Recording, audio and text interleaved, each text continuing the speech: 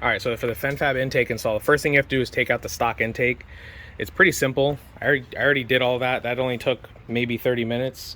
But basically, you're going to undo the intake box will sit right here. Just undo the worm gear on one side and the other. Do the safety clips and take the top of the intake box off.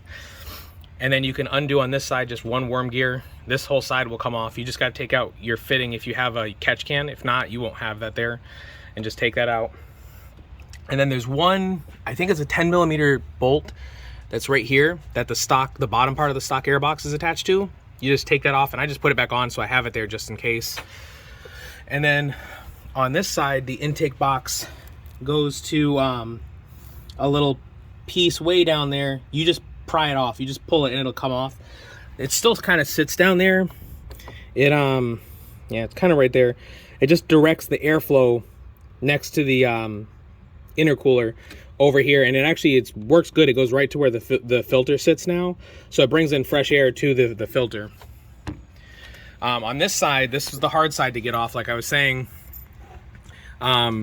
there's a spring clamp holding the tubing onto the driver's side turbo, and you really need that special tool. You can rent it from probably AutoZone. I think I bought one on Amazon for like 15 bucks, and it's good to have. They'll you tighten it and it'll hold that clamp open so you can move it with the other hand. If not, you need like 3 people to do it.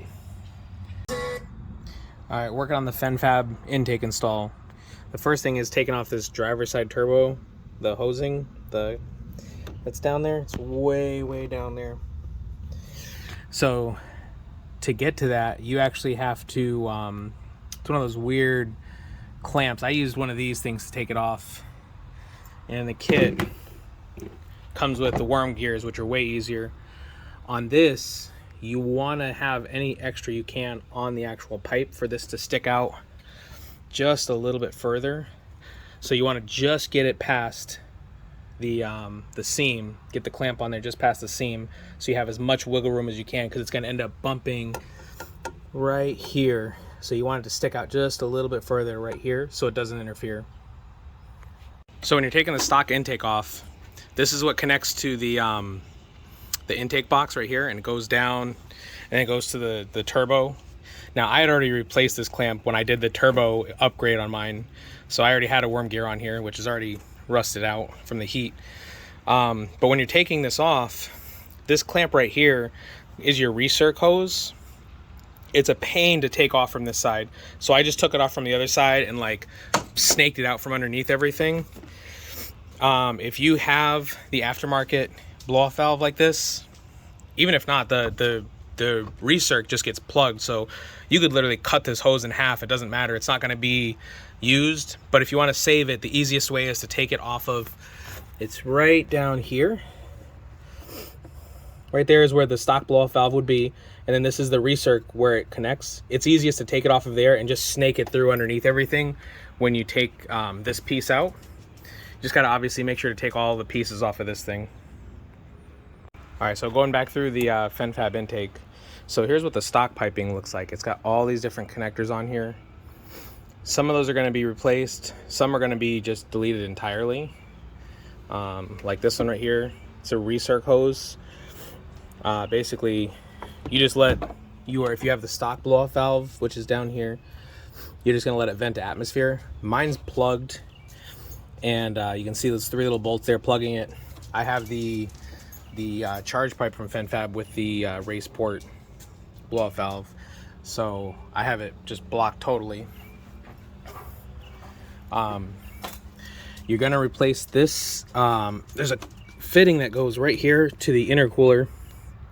You replace it with tubing that's provided, and this goes to right to this little box back here. So if you can see this is provided. One line comes in here on this 90. The other line comes out here, and then it goes right to here. So it goes from that box over to here, and then there's a line on the bottom. So that one goes over.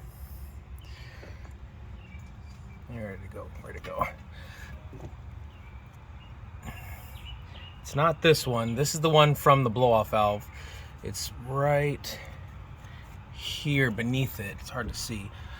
And then it tees into this booster setup. There's a big T in here, and it just runs over to the bottom of that little box down there. So this goes down, runs to the bottom of the box. There's another fitting on the bottom of it. You can kind of see. I just zip tied it here so it's out of the way. Can't really see it. It's behind the strut tower and everything. I have the UPR catch can, which has a clean side separator. So mine looks a little bit different if you're stock and you don't have a separator on the side. But basically this fitting would just go into the valve cover, come over to this, where I have that other box zip tied to. And on this, the factory hose has to be cut, and you splice in this this tubing that Brett provides, and this just goes to this fitting right down here. That's part of the intake. Here's the piece that comes off the other part over here where the valve cover goes, and then it goes to that little box right here, not the aftermarket one but the stock one. So basically you just pull the shielding back, you cut it, and then you take this off. This is what connects to the stock intake, and it's just part of the oil system that, you know, lets oil vapor back in, which is already terrible for your engine anyways. So you just want to reroute that new hose that he provides to there. So you cut it off, replace it with that, and that way it's just a straight hose. You don't have to worry about any weird fittings or anything like that. All right, so I had previously put the pipe down there to the driver's side turbo with the new worm gear. I've since already finished the install, so I'm just kind of giving you the overrun. You won't have the strut tower in the way. That's one of the things you want to take off to get access to everything. But this pipe right here is the next piece that connects into that. And then the filter goes down there. You want to put the filter on, and if you have a catch can, by the way, take the catch can out totally. It's going to have to get relocated. When the UPR one normally goes here, we had to relocate it over here with basically we had to cut the mounting piece that's usually about this long that sticks it down in half, and then self tap it so it'll hold here so it's not down as deep, because it'll hit the wheel well. But then that all kind of hooks back up the exact same way. It just moves it over. But the filter, it's a huge filter that goes down there. You also have to take, there's a sensor on the stock airbox. It's on the back side of the stock airbox, which is right here. You just twist it and then pull it out, and then you just push it into the new intake. There's a spot for it. You'll see it. It's only can go in one place. It's kind of right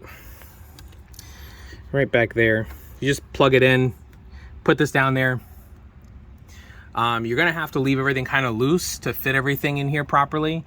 I still didn't get it quite right, so my mounting bracket is off just slightly, but I just didn't feel like messing with it. It's pretty stable when it's all connected like it is. The passenger side setup is really simple. You just kind of take the worm gear off, take the stock. So the stock piece sits down there like that. You just take that stock worm gear off and you put that on. It's gonna go on top of, there's a plastic piece of the turbo down there, or off of the turbo. It just goes on top of that plastic piece. That's it. Gets routed up here. If you have the UPR catch can, there's a fitting that goes from the UPR kit into here. It's already drilled and tapped. It has a little plug in there if you don't need it. And then you have one sensor right here, which is just I think it's for boost reference. This goes down to the turbo, or actually this goes to the wastegate, I'm sorry. But all you do is you unplug it from the stock intake and you move it over. And then basically you just want to, after you get it in, keep everything a little loose so you can get it fit exactly how you want it, which, like I said, I still didn't get it just right. There's a lot of pieces, so it's kind of hard to do. But once you get it in place, you just kind of bolt it all down. That's it. It's a pretty simple install. The hardest part is that one stock clamp that's down there on the driver's turbo, which is really hard to get to. I had to use that special clamp remover